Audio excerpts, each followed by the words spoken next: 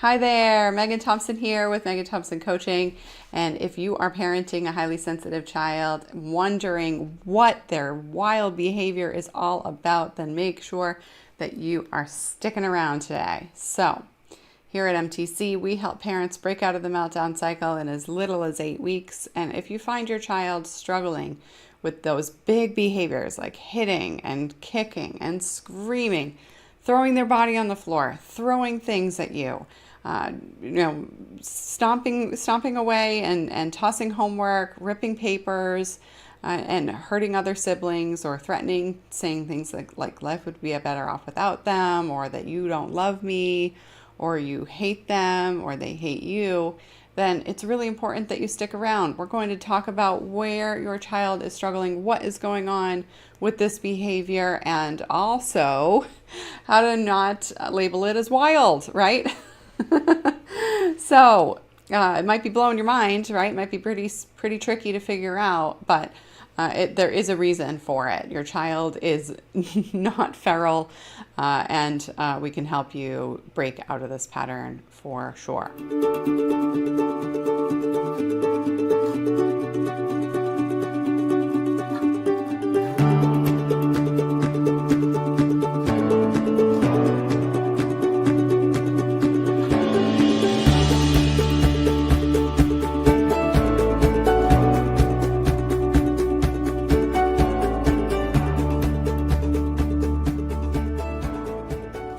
Myth number one, your child is not lacking empathy. Your child is lacking skill. What? Megan, what are you telling me? When my child tells me that they hate me, that you mean to tell me that doesn't mean that they don't care about my feelings? Of course, actually quite the contrary. Highly sensitive children feel big feelings, and they have tons of empathy and tons of compassion. The challenge is, however, acting on that empathy, being able to show that empathy, show that compassion. It is actually impossible for a highly sensitive child to lack empathy, because being highly sensitive means that your child is more empathetic than 80% of the population. So if you see signs of this, if you see glimmers of your child being what you might consider overly compassionate or more empathetic in certain avenues, and you see pockets of this or glimmers of this, then this is really important to pay attention to, because all you need to focus on now is consistency, growing that empathy, growing your child's capacity to work on building that empathy and building their ability to show the empathy, I should say, rather than starting from scratch, rather than teaching empathy, right? Because empathy isn't taught. You cannot teach empathy from a lecture. You cannot teach empathy from logic. Empathy is built through modeling. So how do we focus on that? We teach based on the missing skills, so that your child feels heard, feels understood, receives your empathy, and then breaks out of the pattern that they have of struggling to show their own empathy. All right. So first things first, to pay attention to this. When we look at this as a skill gap, then it's a lot easier to notice that your child's behavior is impulsive. It is not intentional. Your child does not want to hurt you, because that would make them miserable. And no child is put on this earth to be miserable. Yes. Your child would be miserable if their parent were hurt. They would be miserable if their parent didn't like them. They would be miserable if their parent didn't treat them with kindness and compassion. That is actually the opposite of what human beings are built to do, to preserve oneself, right? So it is actually the antithesis of survival. Your child is acting opposite their survival instincts when they are acting this impulsive. That's self-destructive, guys. That's self-destructive. So it's a clear skill gap. It is not intentional. You have to be focusing on that. That's myth number two, noticing that this is not intentional. Even if your child says, I want you to be mad, I'm happy that you're angry, all of that impulsive behavior. Very, very important that you understand that. Secondly, when your child doesn't have these skills, they are acting impulsively, and when they act impulsively, what happens next? They think poorly of themselves. When they think poorly of themselves, what happens after that? Shame, right? They call themselves a piece of crap. Pardon my language. In any other way, I'm a bad kid. This doesn't work for me. I never get it. You never understand me, right? And so what happens is your child then ends up creating more problems for themselves because why? They quit too early. Okay, so when we think about the symptoms of the issue, the meltdown cycle has a lot of symptoms. One of the symptoms that your child is demonstrating to you is this impulsive behavior. That's what we're talking about today. But it's really important to notice that that is the middle of the snowball rolling down the hill, right? The end of the snowball rolling down the hill is that your child has many more worries that they're telling you. What if this happens? What if, and paying attention to the negativity. Oh, I had a great day at you notice you had a great day at the park, but there was one little scuffle between your child and a friend that they have. And what happens is they come home and they say, I'm never playing with that friend again. And they are never kind to me. And I never have fun. And I don't want to go back to that park ever again. So your child starts perpetuating this negative experience. They start just focusing on that negativity, right? And so when your child is creating problems from small incidents, when you look at the whole day, proportionally, I think, it's important for us to notice. I'm not telling you to tell your child this is a small thing. For your child, they are making it a very big thing, right? So that would be invalidating to tell them that it's tiny or that they don't need to worry about it, right? But what's happening is your child is growing the negativity and shrinking the positivity. And that is a symptom of skill gap. Your child is struggling with regulating their emotions. They're struggling with breaking out of the pattern of making mountains out of molehills. And it's very difficult for them to think positively. Now, not being able to think positively or talk about events positively is another symptom of the problem. So it's really important that when you break out of this pattern, you're not working on breaking out of it by trying to solve the problem at the symptoms, right? The end of the road is that your child starts acting negatively, that your child starts thinking negatively, and that your child starts paying attention to just negative things.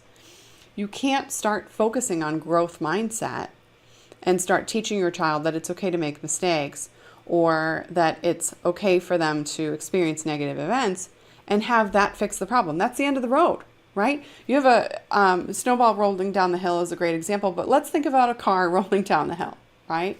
Let's look at this from an understanding of the mass destruction that happens when a car rolls down the hill and crashes into a tree, okay? If you're trying to tell the car, it's okay, let's pop those dents out. We're going to be fine, right? You might find yourself struggling with the awareness that the car ended up crashed into a tree because the brakes were broken, right? So why are we trying to pop dents out of the busted up car, trying to replace the headlight when the engine and the brakes and the brake pads are the things that need to be shifted, right? It's really important to be paying attention to this pattern. When we teach clients to break out of this pattern, we teach them to go upstream. Why is your child going down into negative town and staying there and hopelessness and victimhood and woe is me and this is awful and everything's terrible? You can't teach your child to think differently by trying to convince them. Highly sensitive kids won't take action when they're feeling convinced, right? So it's important that you avoid assumptions. This is the other piece that you need to be paying attention to. Because if you're assuming that your child is jumping to conclusions about these events and they're not paying attention to all those positive events at all, then you will treat this experience with a lot of force. You'll start to try to convince your child. You'll start to worry, oh my gosh, my child will never think positively. I must fix this now. And you'll address the symptoms with a lot of urgency. Again, you have that crashed up, banged up car.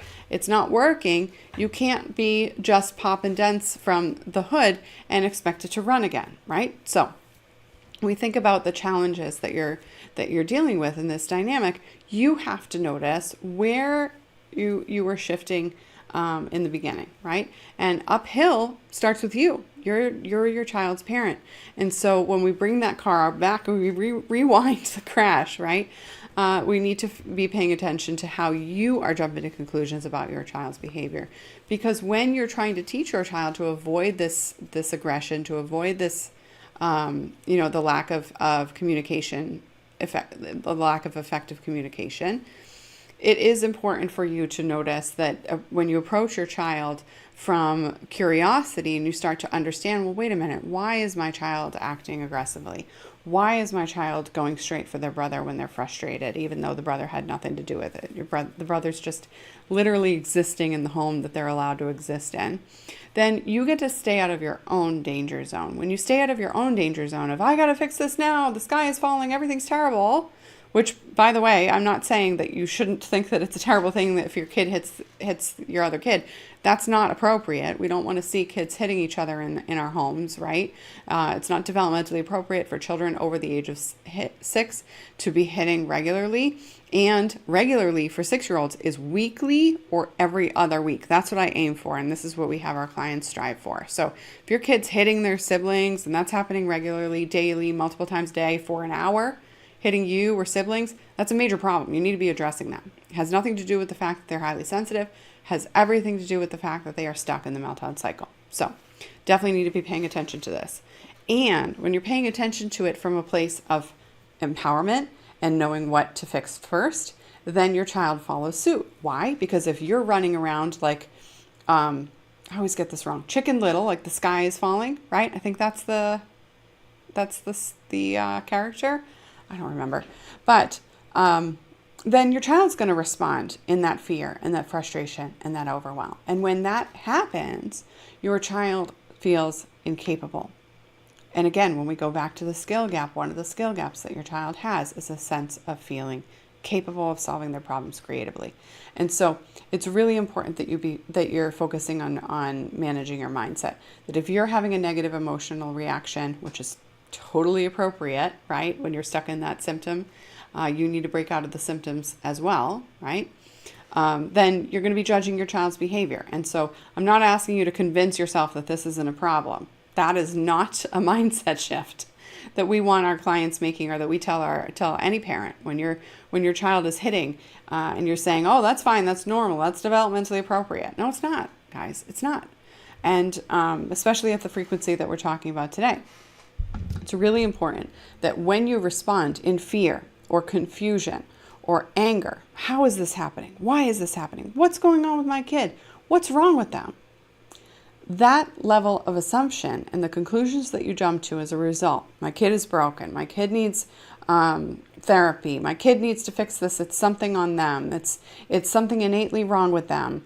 Then what happens is you end up forfeiting your leadership to your child. Your child no longer has the ability to follow your leadership. Instead, it's their problem to fix, and you defer to other people to help you fix it.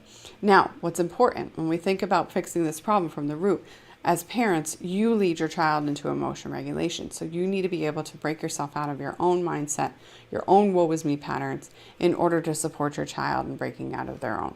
So the next piece that we want to talk about today, and I want to highlight this, and this is likely going to be a short show today, but communication is critical, right? So because if you're communicating with your child that they need to figure this out, and that they can't be treating their sibling like this, and I can't believe you had the audacity to hit your sibling. Don't you know that that's not safe?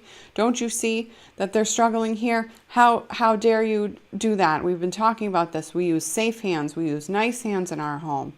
When you use labels like that, what you're doing is you're perpetuating shame. You're supporting your child and following through on believing that they are not nice and they are not safe. And that type of language is ineffective. Not only is it ineffective, it also sends the wrong message to your child. It sends the message to your child that they are making a choice here. And again, we go back upstream to notice that this is a skill gap. You are the one that needs to teach your child, not tell your child what to do. Your child needs to learn playfully through you. They need to feel curious that they're capable of change. And your child cannot be curious and feel capable if they are stuck in shame. So If you were parented in a way that your parents lectured you or used punishment or used frustration or aggravation to get the point across, you might have some semblance or heavy level of belief that shame supports you in making decisions. And I got to tell you, that is absolutely false. Shame keeps you stuck. Shame keeps you helpless. Shame helps you feel powerless and lack control. And so when you're noticing that, and shame also helps you blame other people for your problems. And so when you're noticing that, it's really important to understand that shame is demotivating. It decreases motivation. It decreases internal motivations, which is what we need for children to feel curiously capable of solving their problem. And it's really important that you're paying attention to that. So go ahead and listen to other shows I have related to why punishment doesn't work, why shame is a big barrier to progress, and what you need to do to break out of it. So let's talk about that piece now, right? You can't ask your kid why they're engaging in this behavior. They don't know. They don't know, right? Your child is answering, I don't know, not because they don't want to talk about it, though they also don't want to talk about it, but because they don't know how to stop the train, the car from running downhill. That's the whole point, right? I don't know where I went left when I should have gone right. Aren't you supposed to tell me that, Mom? Aren't you supposed to tell me with that, Dad? Right? So without you knowing how to support your child in learning this behavior, your child will never be able to break out of this pattern. Your sensitive kid will start to blame themselves. Again, this is the whole problem with shame, right? When we stay focused on blame, we stay out of a sense of responsibility. When you blame yourself and you tell yourself that you're a bad kid, you're not going to actually take responsibility for your actions. That's, again, like I said, it's demotivating. You feel terrible. And when you feel terrible, you don't actually do anything to fix it, right? Instead, you start to feel like Eeyore. Woe is me. Everything's awful. I won't get anywhere. Might as well not even try, right? And that's what happens. You see this going on in your child's experiences, right? Now, I'm not telling you that your child has to be Eeyore all day long. That's just not how children work. That's not how children respond to the world. Your sensitive child may also feel positive emotions. That's healthy, right? What happens, though, is when there's this Jekyll and Hyde situation, when your child is struggling and then all of a sudden it goes to the opposite end of the spectrum. This is what I'm talking about here. This pendulum swinging, all or nothing, 0 to 60, right? And that's a symptom of the meltdown cycle. It's like there's a flip switched and you're surprised by your child's big, ineffective, and dangerous behavior. And so when we follow through on a process that teaches you how to not only stop jumping to conclusions, but also know exactly how to set expectations in a safe, effective, and systematic manner, then you can playfully support your child in stopping their own train of jumping to conclusions that life is terrible and that their friends will never be friends with them and nobody likes them, right? And when you can do that, then your child starts to follow through. Your child starts to believe that not all hope is lost, right? That it is possible to act systematically, that it is possible to change how you respond, and that they can start to tell you, actually, I do have some insight on this issue, because you help them grow that insight, right? You can't grow a child's insight by talking at them. Teaching has to be playful. Play is the child's language. Toys are their words. You need to be able to communicate effectively and playfully. So if that's not in your nature, if you feel like you've been listening to what we have to say over and over again and you just can't seem to get it to stick, obviously it's not something I'm going to be able to break down without having a direct conversation with you about your particularly unique child, right? So when we focus on this and we support you in breaking out of this pattern, if you want our help to do that, book a call with our team, right? Have a conversation about what it would look like for you to get systematic support, accountability, troubleshooting, and follow through. Having that feedback loop be every single day for multiple weeks on end. That's not something that you're going to be able to achieve when you're just working with somebody an hour a week, right? But this is what sets the work apart from the rest in terms of what we do here at MTC. When we talk to our clients and we support them and we walk them through their plans, our clients submit their plans to us and we review them. We follow through on what they need to focus on. We help them stay focused and stop throwing things at the wall to see what sticks, right? Getting out of that spaghetti parenting mode. And when you do that, then it's a lot easier to feel less exhausted, right? Because you already know you're tackling all the problems without actually having to tackle them, right? You don't have to replace the broken headlight on the car that crashed into the tree when your car's not crashing into trees anymore, right? You don't have to go figure out what headlights to buy because you're not breaking the headlights anymore. All right, so here's the deal. Conversation with our team, free, available to you. MeganThompsonCoaching.com/TALK. If you're parenting a highly sensitive child who is stuck in the meltdown cycle, ages 14 and under, and they're in 8th grade, then that conversation is just with you, your spouse, or co-parent if you're parenting in a 2-parent home, okay? Now, if you're parenting a teenager and you notice that, not notice, that's different. If you know that they're in high school, if your kid is in high school, okay, then your kid needs to be attentive to attending that call.